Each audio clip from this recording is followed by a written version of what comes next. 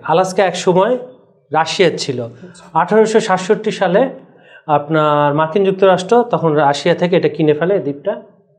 এই আলাস্কায় বৈঠক হয়েছিল ভ্লাদিমির পুতিন এবং ডোনাল্ড ট্রাম্পের মধ্যে। সেখানে তারা যখন 3.5 ঘন্টা বৈঠক শেষে সাংবাদিকের সামনে আসলেন, যৌথ একটা বিবৃতি দিলেন, কিন্তু সাংবাদিকদের কোনো প্রশ্ন উত্তর দেয়নি।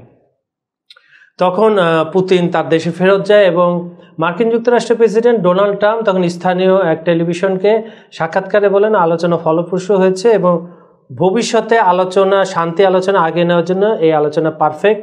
এবং পুতিন সম্বন্ধে তিনি একটা শব্দ উচ্চারণ করেন, পুতিন খুবই শক্ত এবং একগুঁয়ে মানুষ, মানে তিনি যা বলেন তাই করেন। আর আমরা পক্ষান্তরে কি দেখেছি, ট্রাম্প এক এক সময় এক এক কথা বলে, শোম্যানশিপ করে, তার নোবেল পাওয়ার জন্য সে খুব হইচই ফেলে দেয়, সে বলতে থাকে অমুক যুদ্ধ আমি বন্ধ করেছি, তাদের মধ্যে শান্তি আলোচনা এনেছি।